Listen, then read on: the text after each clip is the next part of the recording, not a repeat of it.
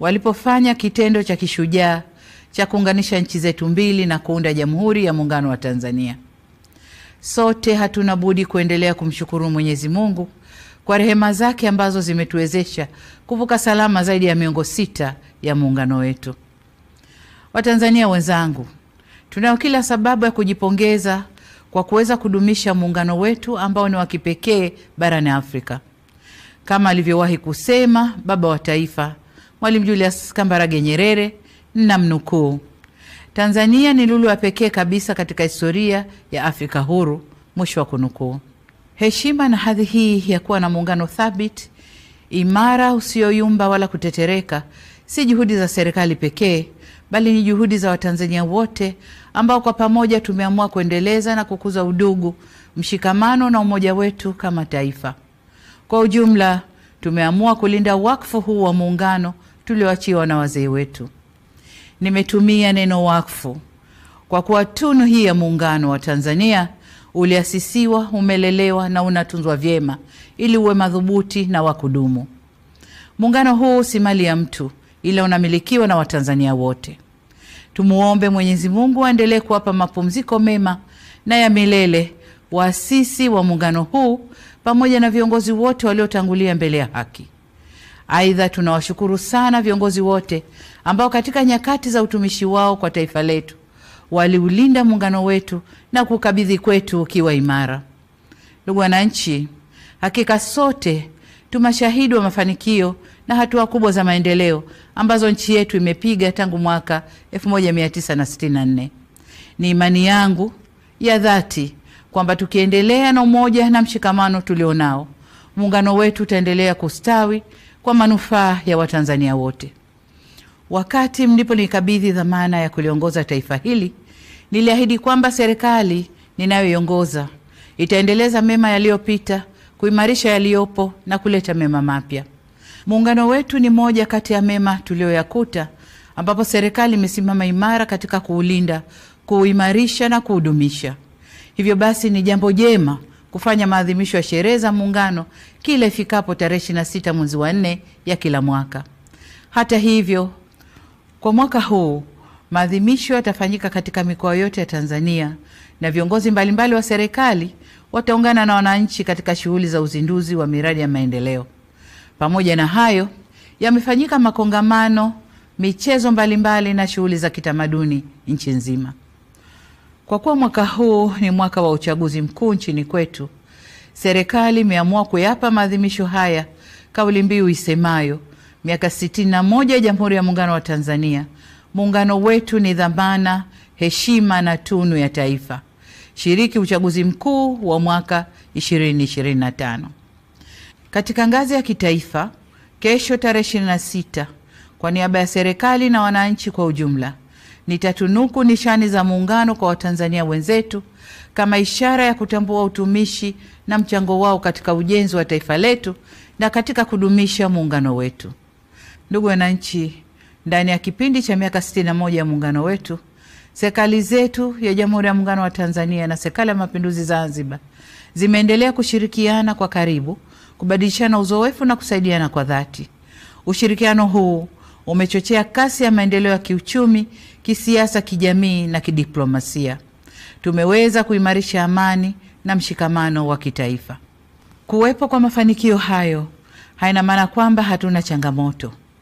La muhimu ni kwamba tumejiwekea mfumo mzuri wa kutatua changamoto zinapojitokeza. Hapa nataka niipongeze ofisi ya Makamu wa Rais kwa kusimamia vyema masuala ya muungano. Aidha, ninawashukuru wote waliofanya makongamano ya kueleza faida, mafanikio na changamoto zilizojitokeza katika kipindi chote na jinsi zilivyofanyiwa kazi. Ndugu wananchi, ndani ya miongo 6 tumeweza kulinda uhuru wetu na mapinduzi matukufu ya Zanzibar dhidi ya matishio mbalimbali. Aidha, Tanzania imeendelea kushuhudia mabadiliko ya uongozi kidemokrasia, ambapo kila baada ya miaka 5 hufanyika uchaguzi wa viongozi wa kitaifa na wa serikali za mitaa. Zaidi ya hayo, muungano wetu unaendelea kuzingatia misingi ya utawala bora katika nyanja mbalimbali, ikiwemo utawala wa sheria, haki za binadamu, uwazi, uwajibikaji na maridhiano. Demokrasia yetu imeendelea kukua na kuimarika, hususan kupitia falsafa yetu ya R4 ambayo itaendelea kuwa nyenzo muhimu ya kukuza ushiriki na ushirikishwaji wa wananchi kwenye masuala muhimu kwa mustakabali wa nchi yetu. Hata hivyo, nataka kusisitiza kama ambavyo nimekuwa nikisema katika majukwaa mbalimbali kwamba kutekelezwa kwa falsafa ya R4 kunaendana sambamba na kuzingatiwa kwa katiba na sheria za nchi. Kamwe falsafa hii haiwezi kuwa kisingizio cha kuvunja sheria au kujenga mazingira yanayohatarisha amani, usalama na utulivu wa nchi yetu. Dola ya Jamhuri ya Muungano wa Tanzania inasimamiwa na mihimili mitatu ambayo ni serikali, bunge na mahakama. Kwa pamoja kama nchi, tumeamua pia uendeshaji wa shughuli za nchi yetu ushirikishe taasisi nyingine za ndani na nje ya nchi, taasisi za serikali na zisizo za serikali, taasisi za kidini na za kiraia. Shughuli zote zinazofanywa na taasisi hizi zinaongozwa kwa mujibu wa Katiba ya Jamhuri ya Muungano wa Tanzania, Katiba ya Zanzibar, sheria na kanuni zinazotungwa na miongozo na makubaliano mbalimbali ya kitaifa na kimataifa. Nyenzo hizi nilizozitaja zimeeleza masharti na mipaka ya kazi kwa taasisi mbalimbali zinazofanya shughuli zake hapa nchini. Ili kuiwezesha serikali kuendelea kulinda haki za kiraia, ikiwemo haki ya kujieleza na kutoa maoni, ni vyema sote tusivuke nje ya mipaka yetu. Tusisahau kwamba mfumo wa dola yetu ni kuongozana, kusimamiana na kuwajibishana. Ndugu wananchi, mwaka wa 61 wa muungano wetu umeangukia kwenye mwaka tunaokabiliwa na jambo kubwa la kidemokrasia nchini. Tutafanya uchaguzi wa kuwachagua rais wa Jamhuri ya Muungano wa Tanzania na rais wa Zanzibar na mwenyekiti wa Baraza la Mapinduzi, wabunge wa Bunge la Jamhuri ya Muungano wa Tanzania na wajumbe wa Baraza la Wawakilishi pamoja na madiwani. Ni matumaini yangu kuwa tutaendelea kudumisha sifa ya nchi yetu kuwa ni kitovu cha amani na nchi ya kidemokrasia iliyojengeka juu ya misingi ya uhuru na haki. Serikali imejipanga kuhakikisha kuwa mahitaji yote ya Tume Huru ya Taifa ya Uchaguzi yanapatikana kwa ukamilifu na kwa wakati.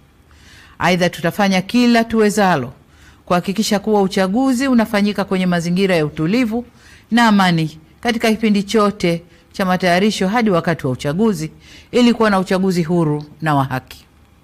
Wito wangu kwenu wananchi, mjitokeze kwa wingi kushiriki katika mchakato mzima wa uchaguzi, kuanzia kujiandikisha kwenye daftari la kudumu la wapiga kura, kujitokeza kugombea na hadi kupiga kura. Niwatake viongozi, wanachama na wafuasi wa vyama vya siasa tuzingatie taratibu na sheria za nchi. Uchaguzi huu uwe ni fursa ya kuimarisha zaidi umoja na demokrasia yetu ili tupate viongozi bora na walio imara. Kamwe tusiruhusu uchaguzi huu kuwa chanzo cha migogoro, chuki, mivutano na uvunjifu wa amani ndani ya vyama, baina ya vyama au nchini kwa ujumla. Niseme kuwa hakuna aliye juu ya sheria na wote tunatakiwa kuendesha shughuli zetu za kisiasa tukizingatia kuwa amani na usalama wa nchi ndio kipaumbele cha kwanza. Ndugu wananchi, ninapohitimisha hotuba yangu, nataka niwakumbushe kwamba wajibu wa kulinda, kutetea na kudumisha muungano ni wa kila Mtanzania. Waasisi wetu Mwalimu Nyerere na Sheikh Karume waliakisi muungano kwa kauli na matendo yao. Nasi hatuna budi kudumisha tunu hii ya taifa letu kwa kuimarisha misingi ya udugu, uzalendo, amani, mshikamano na umoja wa kitaifa. Hizo ndizo nguzo zinazoleta umadhubuti na uimara wa muungano huu. Tuilinde misingi hii ili tuweze kufikia matamanio ya waasisi wa taifa letu ya kuwa na taifa moja lenye nguvu zaidi kiuchumi, kisiasa, kijamii na kidiplomasia. Kesho tunapofikia kilele cha maadhimisho ya miaka 61 ya muungano wetu katika mikoa na wilaya zetu zote za nchi nzima, nitumie fursa hii kukutakieni Watanzania wote maadhimisho mema ya miaka 61 ya muungano. Mungu ibariki Tanzania, Mungu aubariki muungano wetu, na asanteni sana kwa kunisikiliza.